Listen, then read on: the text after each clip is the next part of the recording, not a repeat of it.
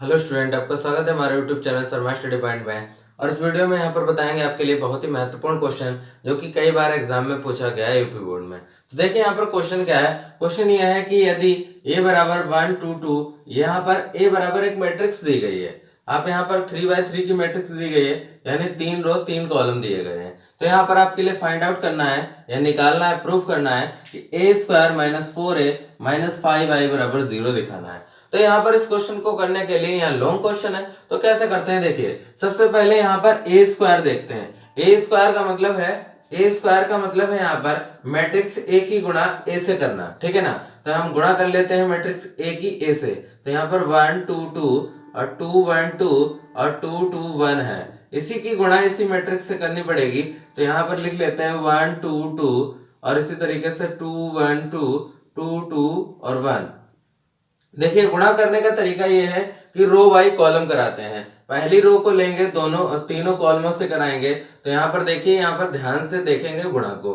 तो पहली जो रो है वो पहले कॉलम से गुणा करेगी, यानी 1 का 1 से गुणा हो जाएगा 1 प्लस, यहाँ पर देखिए 1 से गुणा 1 प्लस, फिर 2 की गुणा 2 से, 2 2 जा 4 हो गया।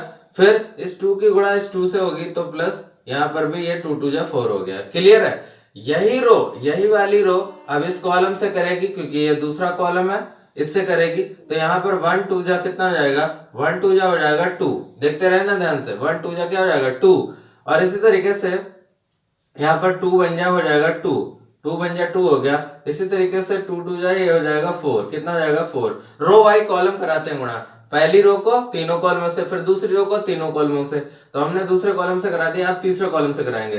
1 की गुणा 2 से हो जाएगी 2, 2 की गुणा 2 से हो जाएगी 4 और 2 की गुणा 1 से हो जाएगी 2। देखिए ध्यान से। अब यहाँ पर दूसरी रो को पकड़ेंगे, क्योंकि तीनों कॉलमों से करा दिया। अब दूसरी रो को पकड़ेंगे तो 2 की गुणा 1 से होगी तो 2 बन जाए 2। 1 की गुणा यहाँ पर देखिए 2 की गुणा 1 से होगी तो 2 हो गया। 1 की गुणा यहाँ पर 2 से होगी तो यहाँ भी कितना हो गया 2 हो गया।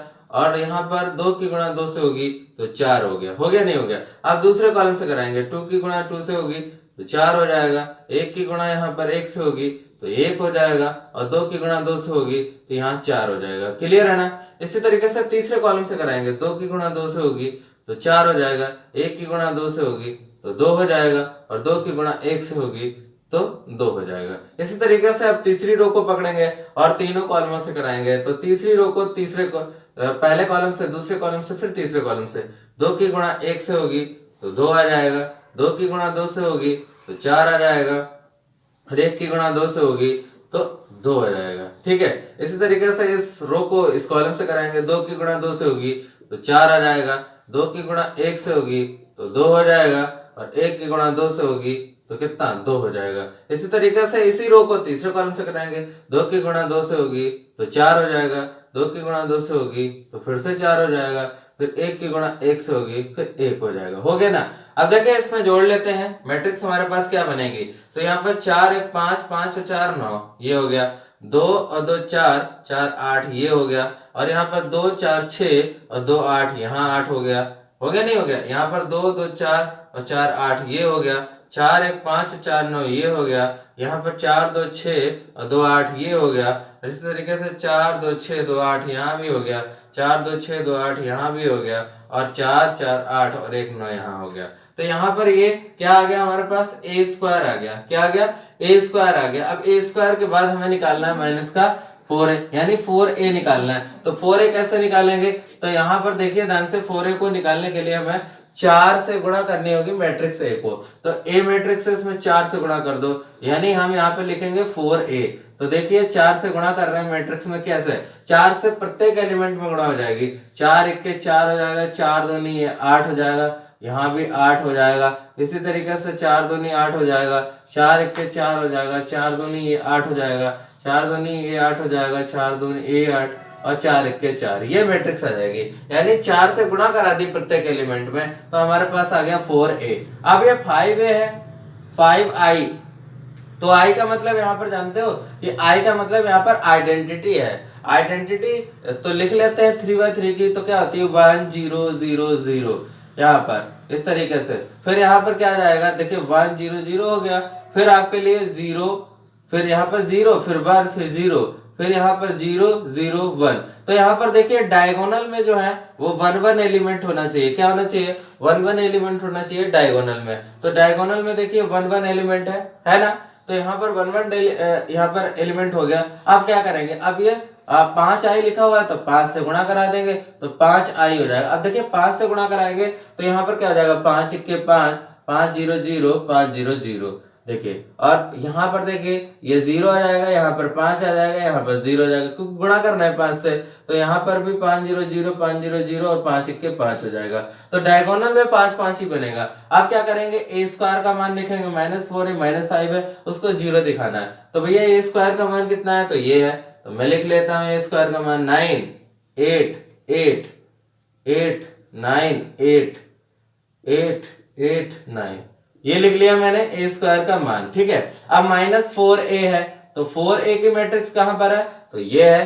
तो यहां पर लिख देते हैं 4 8 8 8 4 8 8 8 4। ये लिख दिया। और फिर यहाँ पर मैट्रिक्स है माइनस का 5 है 5i। तो 5i वाला मैट्रिक्स जो है वो ये है 5 0 0 0 5 0 0 0 5। देखिए मैंने तीनों मैट्रिक्स यहाँ पर लिख दी गई हैं। अब क्या करेंगे? अब सबसे पहले देखिए दोनों का घटाना हो रहा है, यानी इसका भी घटाना हो रहा है, इसका इस वाली मैट्रिक्स से इन दोनों का घटाना हो रहा है नहीं हो रहा है? अब देखिए आप सबसे पहले यहाँ पर हम आपको लिए दिखा देते हैं क्या करना है। देखिए सिंपल ही आ जाएगा, आपका 0 आ जाएगा। कैसे आ जाएगा? 0 मैट्रिक्स आ जाएगी। तो यहाँ पर देखिए 9 है, 9 में से ये 4 और ये 5 जुड़ करके कितना हो जाएगा? 9 हो जाएगा।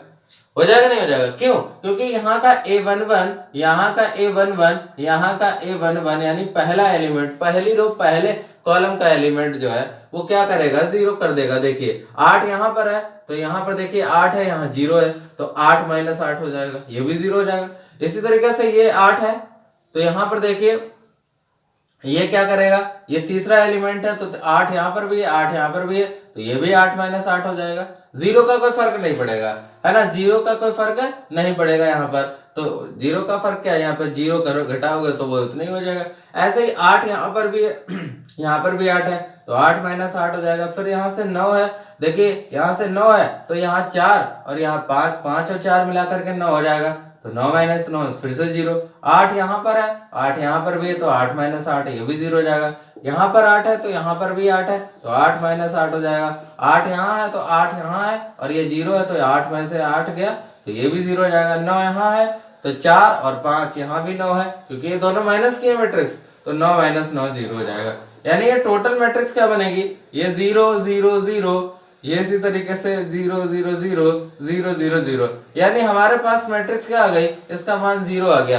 यानी ये सब घटाने पर इस मैट्रिक्स में से इन दोनों का माइनस करने पर आपके लिए क्या आएगा? 0 आएगा। फाइनली हमारा आंसर क्या आ जाएगा? 0 आ जाएगा, जो कि हमें प्रूफ करना था। तो ये प्रूफ हो चुका है कि यहाँ पर इसका मान क्या होगा? 0 आ जाएगा। तो ये कई बार क्वेश्चन पूछा गया आपसे कि यहाँ पर जो है वेरी इंपॉर्टेंट क्वेश्चन है ये क्वेश्चन यूपी बोर्ड में कई बार पूछा गया है। ऐसा है यहाँ पर ये लॉन्ग क्वेश्चन है, ठीक है ना। तो इस तरीके से इस क्वेश्चन को सॉल्व किया जाता है। तो यहाँ पर मान आपका जो है वो 0 आ गया है। आई होप आप ये क्वेश्चन समझ गए होंगे। तो इस तरीके से आपको क्वेश्चन करना है। Thank you for watching this video.